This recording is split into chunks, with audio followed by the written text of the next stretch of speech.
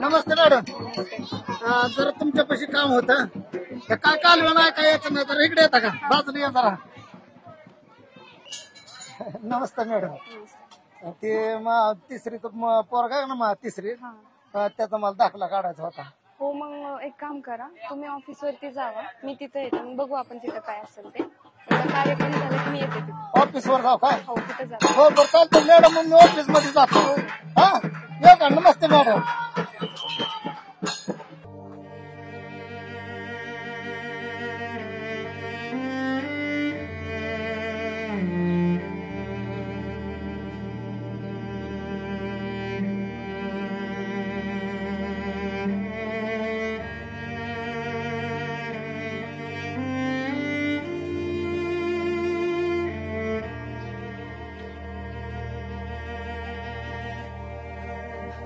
नमस्कार सर.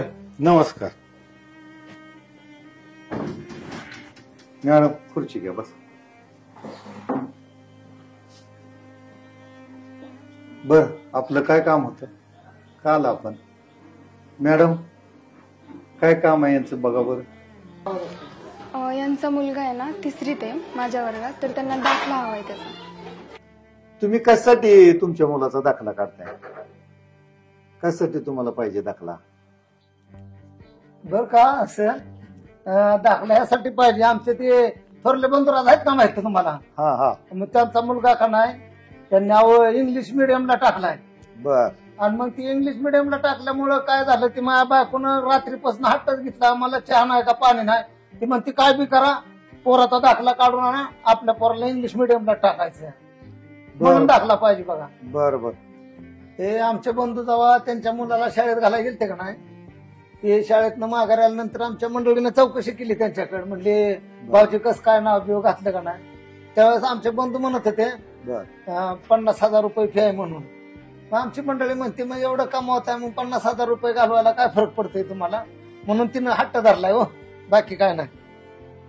आता तिथं 50,000 फी सांगितली, इथं तुम्हाला मोफत शिक्षण आहे, अजिबात कुठली आणि कसलीच फी नाही. मग शिक्षण मोफत असलं म्हणजे त्याची काय किंमत नसते का? पैसे दिल्यावरच आपण काय ते शिक्षण घेतलं असं वाटतं का?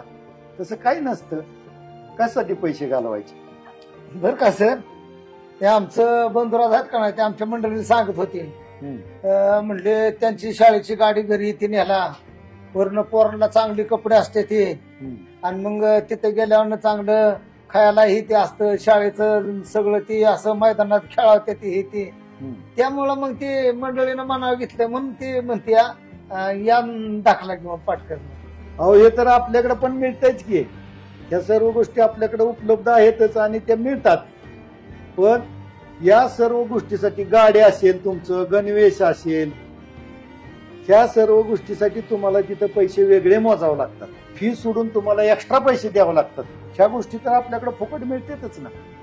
हा तसं नाही काय सर, ते कसं झालं माहितीये का, बायको म्हणते जराशी पोरग इंग्रजी बोलायला लागलं, इंग्रजी शाळेत गेलं, जरा थोडंफार शिकलं म्हणजे पोरग साहेब होईल, म्हणून तिनं हट्टच धरलाय. व म्हणून म्हणलं आपलं दाखला घेऊन जावं.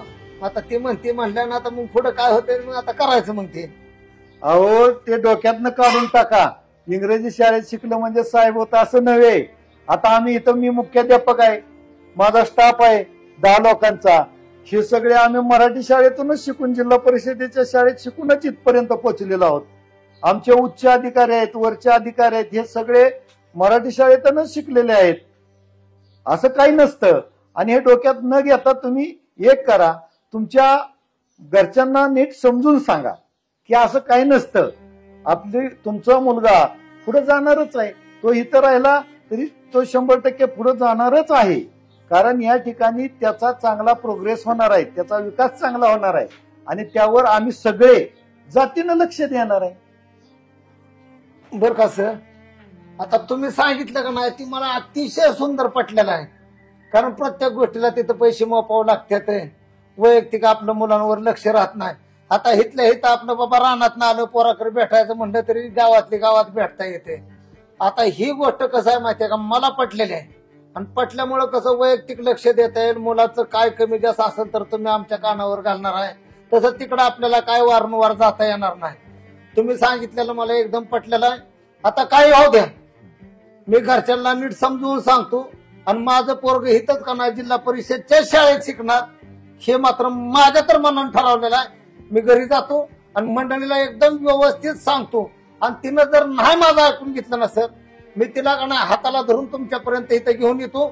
तुम्ही तिला समजून सांगा, कारण मराठी शाळा ही आपली मातृभूमीची शाळा आहे आणि या शाळेतच मुलगा शिकणार हे माझ्या मनाने ठाम म्हणजे ठाम निर्णय घेतलेला आहे. बरं सर, येऊ का मी? राम राम. राम राम.